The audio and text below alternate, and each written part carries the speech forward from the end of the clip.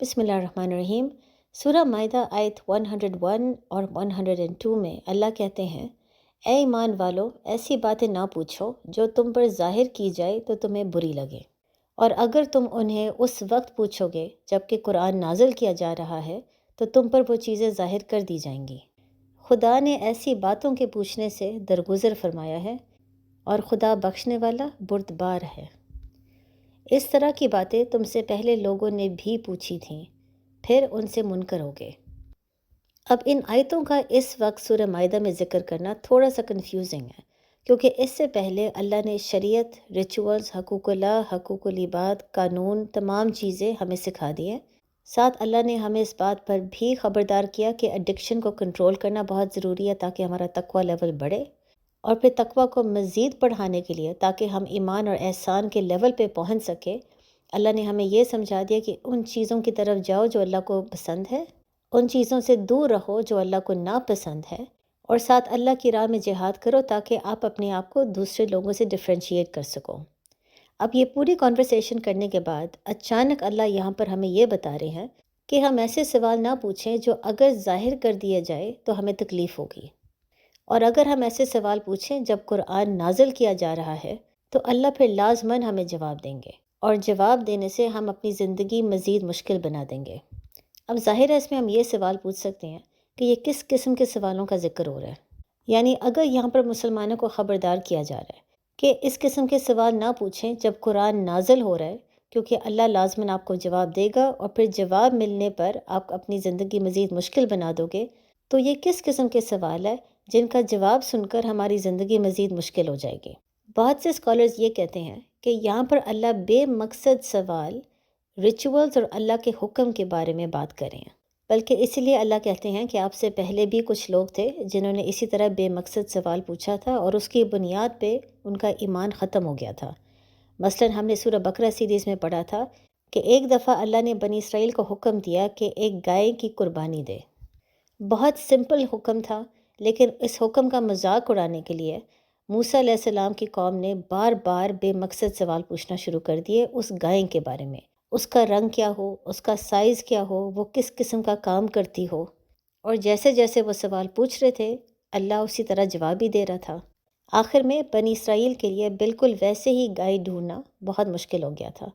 یعنی اللہ نے جو شروع میں ایک بہت سمپل حکم دے دیا، انہوں نے خود اپنے لیے اس کو بہت مشکل بنا دیا، اتنے زیادہ بے مقصد سوال پوچھ کے۔ اسی طرح حدیث میں ہمیں ملتا ہے کہ ایک دفعہ نبی محمد صلی اللہ علیہ وآلہ وسلم سب کو حج کے بارے میں سمجھا رہے تھے۔ انہوں نے مسلمانوں کو یہ سمجھایا کہ جو بھی حج افورڈ کر سکتا ہے وہ ضرور حج اپنی زندگی میں کرے۔ یہ سن کر ایک آدمی نے کھڑے ہو کے یہ سوال پوچھا کہ کیا ہر سال حج کرنا فرض ہے؟ نبی نے اس کے سوال کا جواب نہیں دیا۔ اس شخص نے دوبارہ یہی سوال پوچھا، اور دوبارہ نبی نے اس کے سوال کا جواب نہیں دیا۔ جب اس آدمی نے تیسری دفعہ یہی سوال پوچھا تو اس وقت نبی نے اس کو یہ جواب دیا کہ اگر میں ہاں کہہ دوں تو پھر پورے امت کے لیے ہر سال حج کرنا لازم ہو جائے گا جو انسان افورڈ کر سکے۔ یعنی ایک سمپل حکم جو اللہ نے دے دیا وہ مسلمانوں کے لیے بہت مشکل ہو جائے گی، اس حد تک کہ شاید بہت سے مسلمان اسلام کو ہی چھوڑ دیں۔ لہٰذا نبی نے سب کو یہ سمجھایا کہ جب میں آپ کو کوئی حکم دوں تو جس حد تک آپ اس کو پورا کر سکتے ہیں اس کو پورا کرنے کی کوشش کریں، اور جب میں آپ کو کسی چیز سے منع فرما دوں تو اس چیز سے اپنے آپ کو دور رکھنے کی کوشش کریں۔ یعنی ان کا کہنے کا مقصد یہ تھا کہ اسلام بہت سمپل ہے، بہت آسان ہے، اس کو سمپل ہی رہنے دیں۔ لہٰذا اگر حج کے بارے میں بات ہو رہی ہے تو آپ حج کے دوران جو ریچولز ہیں ان کے بارے میں آپ بہت سے سوال پوچھ سکتے ہیں تاکہ آپ صحیح حج کریں۔ لیکن اگر آپ یہ سوال پوچھیں گے کہ زندگی میں حج کتنی دفعہ کرنا چاہیے، تو پھر اگر اس سوال کا آپ کو جواب مل گیا تو آپ کی خود شاید زندگی مشکل ہو جائے۔ اب یہاں پر اسکالرز کی اس انٹرپریٹیشن کے علاوہ ایک اور بھی انٹرپریٹیشن اس آیت کی ہو سکتی ہے۔ یہ ممکن ہے کہ اللہ اس آیت میں مسلمانوں کے بارے میں ذکر کرے جن کا ایمان کمزور ہوتا ہے اور وہ بار بار بے مقصد سوال پوچھتے ہیں صرف اس لیے کیونکہ دل میں وہ اللہ کا حکم پورا نہیں کرنا چاہتے، بلکہ یہی چیزیں ہم نے سورہ بقرہ اور سورہ نساء میں دیکھی تھیں۔ وہاں پر ہم نے یہ پڑھا تھا کہ اللہ نے جب بار بار صدقے کا ذکر کیا اور مسلمانوں کو سمجھانے کی کوشش کی کہ جتنا وہ صدقہ نکال سکتے ہیں وہ ضرور نکالیں، تو بہت سے مسلمان بار بار صدقے کے متعلق سوال پوچھتے تھے۔ وہ بار بار یہ جاننے کی کوشش کرتے تھے کہ کتنا صدقہ دینا ضروری ہے۔ اللہ ان کو سمجھا چکے تھے کہ جتنا آپ دے سکتے ہیں اتنا ہی اچھا ہے، لیکن وہ پھر بھی سوال پوچھتے تھے کیونکہ دل میں وہ صدقہ دینا نہیں چاہتے تھے۔ اب کیونکہ اس وقت قرآن نازل ہو رہا تھا اور وہ بار بار یہ سوال پوچھ رہے تھے، تو آخر میں اللہ نے ایک بہت سخت حکم دیا کہ اپنی بیسک ضروریات کے علاوہ جتنا بھی آپ کے پاس ہے سب صدقے میں نکال دیں۔ اسی طرح سورہ نساء میں ہم نے دیکھا تھا کہ جب اللہ نے عورتوں کے حقوق کے بارے میں بات کرنا شروع کی تو بہت سے مردوں نے بار بار اس کے متعلق سوال پوچھے۔ اللہ واضح کر چکا تھا کہ عورتوں کے حقوق کیا ہے، لیکن بہت سے مرد ایسے تھے جو پھر بھی سوال پوچھ رہے تھے، کیونکہ ان کے لیے ایکسیپٹ کرنا کہ اللہ عورتوں کو اتنے حقوق دے سکتا ہے وہ بہت مشکل تھا۔ لہٰذا جب وہ بار بار سوال پوچھ رہے تھے تو اللہ اتنا ہی سخت جواب دینا شروع ہو گئے۔ یعنی اللہ سختی سے جواب دینا اس لیے شروع ہو گئے تھے کیونکہ وہ جانتے تھے کہ لوگوں کو بات سمجھ آ گئی ہے، لیکن دل میں وہ عمل نہیں کرنا چاہ رہے۔ بالکل ایسے ہی جیسے بنی اسرائیل بار بار سوال پوچھتے تھے، ان کو حکم سمجھ آ گیا تھا لیکن وہ اس پہ عمل نہیں کرنا چاہتے تھے۔ لہٰذا اس آیت میں اللہ مسلمانوں کو اس وقت خبردار کر رہے تھے کہ قرآن ابھی نازل ہو رہا ہے، اگر آپ بار بار بے تکا سوال پوچھیں گے تو اللہ جواب دے گا، اور آہستہ آہستہ اللہ کا جواب مزید سخت ہونا شروع ہو جائے گا، یعنی آپ خود اپنے لیے اسلام کو مشکل بنا دو گے۔ اللہ جانتے ہیں کہ آپ کے دلوں میں کیا ہے، لہٰذا اللہ مسلمانوں کو سمجھا رہے تھے کہ اپنے دلوں کو صاف کریں اور جو اللہ نے آپ کو حکم دے دیا ہے اس پر عمل کریں۔ جو آپ اس سے پہلے کر رہے تھے اللہ آپ کو معاف کر دے گا، لیکن اب اگر آپ نے بار بار یہی طریقہ اپنایا تو اللہ بھی مزید آپ کے ساتھ سختی کرے گا۔ لہٰذا یہ مت سوچے کہ بار بار سوال پوچھنے سے اللہ حکم کو تبدیل کر دے گا، یا اللہ آپ کے لیے کوئی ایگزمپشن بنا لے گا، یا آپ کو اللہ کے حکم میں کوئی لوپ ہول نظر آ جائے گا، بلکہ آپ یہ سمجھ لیں کہ بار بار سوال پوچھنے سے آپ اپنی زندگی مزید مشکل کر دو گے۔ لیکن پھر یہ آیت سمجھنے کے بعد ہم یہ سوال پوچھ سکتے ہیں کہ اللہ یہ چیز ہمیں کیوں بتا رہے ہیں؟ اس وقت تو قرآن نازل ہو چکا ہے، مزید کوئی آیتیں اس میں ایڈ نہیں ہو سکتی، تو اللہ پھر ہمیں یہ بات کیوں بتا رہے ہیں؟ ان آیتوں کے ذریعے اللہ ہمیں بھی خبردار کر رہے ہیں کہ اگر ہم بے مقصد سوال پوچھ کے اللہ کے حکم کے خلاف جانا شروع ہو جائے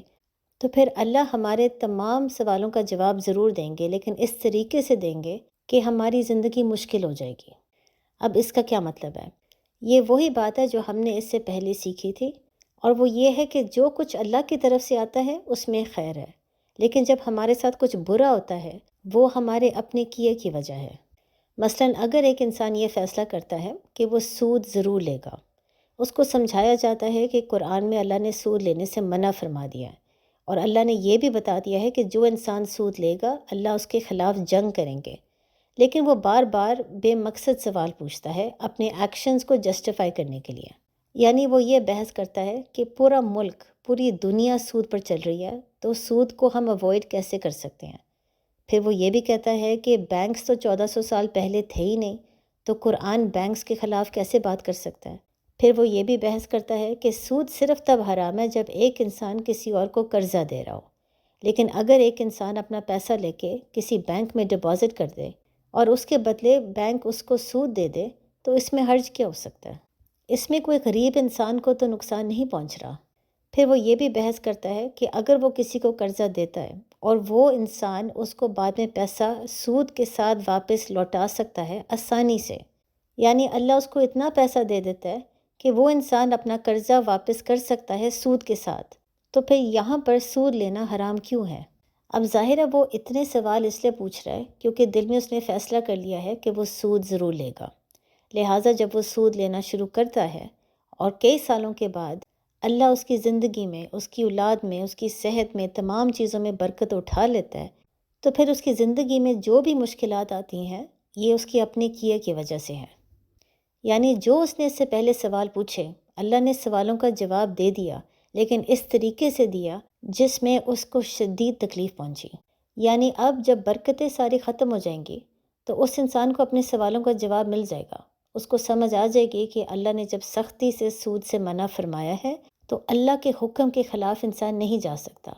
لیکن جس طریقے سے اللہ نے اس کو جواب دیا ہے اور جس طریقے سے اس نے یہ سبق سیکھا ہے وہ بہت مشکل ہے۔ اسی لیے پھر اللہ آیت میں سمجھاتے ہیں کہ جو آپ نے اس سے پہلے کھا لیا یا جو آپ نے اس سے پہلے کیا اللہ آپ کو اس کے لیے معاف کر دے گا، لیکن اب اگر آپ باز نہیں آتے تو پھر اللہ آپ کے سوالوں کا جواب ضرور دے گا، لیکن آپ خود اپنی زندگی مشکل بنا دو گے۔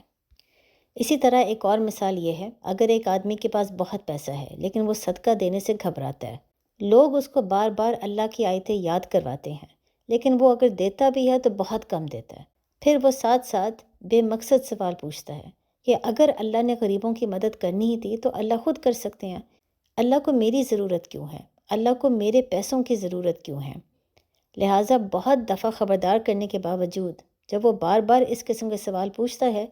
تو آخر کار اس کی زندگی میں برکت ختم ہو جاتی ہے، اس کا سارا پیسہ بھی ختم ہو جاتا ہے۔ جو غریب لوگ تھے اللہ ان کی زندگی میں بلکہ برکت ڈال دیتا ہے، اور خود اس کی زندگی سے اللہ برکت چھین لیتا ہے۔ تو کیا اللہ نے اس کے سوالوں کا جواب دیا؟ بالکل دیا، لیکن اس طریقے سے دیا کہ اس کی زندگی بہت مشکل ہو گئی۔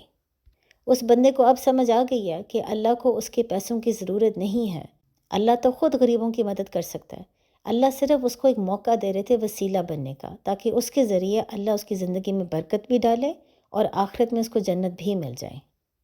اسی لیے آپ یہ سمجھ لیں کہ یہ آیت بہت سخت ہے، اس میں اللہ ہمیں بار بار خبردار کر رہے ہیں کہ اللہ کے حکم کے خلاف نہ جائیں، اللہ کے حکم کا مذاق نہ اڑائیں، بے مقصد سوال نہ پوچھیں صرف اس لیے کیونکہ آپ دل میں جانتے ہیں آپ اللہ کے حکم کو نہیں ماننا چاہتے۔ یاد رکھیں جب آپ بے مقصد سوال پوچھیں گے تو لازماً آپ کو آپ کے سوالوں کا جواب مل جائے گا، لیکن پھر اس طریقے سے ملے گا کہ آپ کی زندگی بہت تنگ ہو جائے گی۔ پھر اس کے علاوہ آیت 103 اور 105 میں اللہ ہمیں خبردار کر رہے ہیں کہ پچھلے ٹریڈیشنز، کلچر اور سپرسٹیشنز پر عمل نہ کریں، یہ دین کا حصہ نہیں ہے۔ بلکہ یہ چیز آپ پاکستان میں بہت زیادہ دیکھ سکتے ہیں، بہت سے ایسے لوگ ہیں جو غلط چیزوں کو فالو کرے ہیں، اور جب ان کو سمجھایا جاتا ہے کہ یہ چیزیں اسلام میں نہیں ہیں تو دوسروں کو کنونس کرنے کے لیے وہ جھوٹ بول کے یہ کہتے ہیں کہ یہ تمام چیزیں اللہ کا حکم ہے، یہ تمام چیزیں قرآن میں ہیں، اور پھر وہ اپنی طرف سے حدیثیں بھی بنا لیتے ہیں۔ اور جب ان کو چیلنج کیا جاتا ہے کہ ثابت کرو یہ قرآن میں کہاں لکھا ہوا ہے، یہ کون سی حدیث ہے، تب وہ جواب میں یہی کہتے ہیں کہ ہم وہی کریں گے جو ہم نے بچپن سے دیکھا ہے، جو ہمارے ماں باپ، دادا، پردادا، جو بھی ان کا طریقہ تھا ہم اسی کو اپنائیں گے، چاہے وہ دین میں ہے یا نہیں ہے۔ یعنی ان کے لیے ٹریڈیشن دین سے زیادہ اہم ہے۔ اور پھر جب ان سے بحث کیا جاتا ہے تو وہ بے مقصد سوال پوچھتے ہیں۔ مثلاً وہ یہ کہتے ہیں اگر ہم کوئی ایسا کام کر رہے ہیں جو دین میں نہیں ہے لیکن اس سے کسی کو نقصان بھی نہیں پہنچ رہا تو مسئلہ کیا ہے؟ یعنی اگر ہم نبی کی سالگرہ کو سیلیبریٹ کرنا چاہتے ہیں تو اس میں کیا مسئلہ ہے؟ بلکہ ہم تو یہ دکھا رہے ہیں کہ ہمارے دل میں نبی کے لیے کتنی محبت ہے۔ اسی طرح اگر کسی کی موت کے بعد ہم چالیسواں کرنا چاہتے ہیں تو اس میں کیا حرج ہے؟ یہ تو ہم بلکہ یہ دکھا رہے ہیں کہ جو انسان فوت ہوا ہے ہم اسے کتنی محبت کرتے ہیں، ہم اس کے لیے کتنی دعائیں مانگ رہے ہیں، تو یہ چیز بری کیسے ہو سکتی ہے؟ پھر وہ یہ بھی سوال پوچھتے ہیں کہ اگر ہم نے شادیوں پہ فضول خرچ کرنا ہے، چاہے ہم جانتے ہیں کہ اللہ کو فضول خرچ نہیں پسند، تو اس میں حرج کیا ہے؟ کسی اور کا ہم نقصان تو نہیں کر رہے؟ کیا ہم اپنی خوشی کے موقع سیلیبریٹ نہیں کر سکتے؟ ان آیتوں میں اللہ ہمیں یہ سمجھا رہے ہیں کہ جب بھی آپ دین کو چیلنج کریں گے اور آپ بے مقصد سوال پوچھیں گے تو یاد رکھیں اللہ کا وعدہ ہے، اللہ آپ کے سوالوں کا جواب ضرور دے گا، آخرت میں بھی اور اس دنیا میں بھی۔ لیکن جس طریقے سے پھر اللہ آپ کو جواب دے گا آپ کو تکلیف بہت پہنچے گی۔ لہٰذا جب ایک انسان واقعی اللہ کے حکم سمجھنے کے لیے سوال پوچھ رہا ہے تو اللہ جانتے ہیں کہ اس کی نیت خالص ہے، اللہ پھر اس کو صحیح جواب دے گا۔ لیکن جب ایک انسان بار بار بے مقصد سوال پوچھ رہا ہے کیونکہ وہ اللہ کے حکم کے خلاف جانا چاہتا ہے تو پھر اللہ اس کو بہت سخت جواب دے گا۔ اس لیے اللہ بار بار ہمیں خبردار کر رہے ہیں کہ دین کو سیریسلی لیں۔ السلام علیکم۔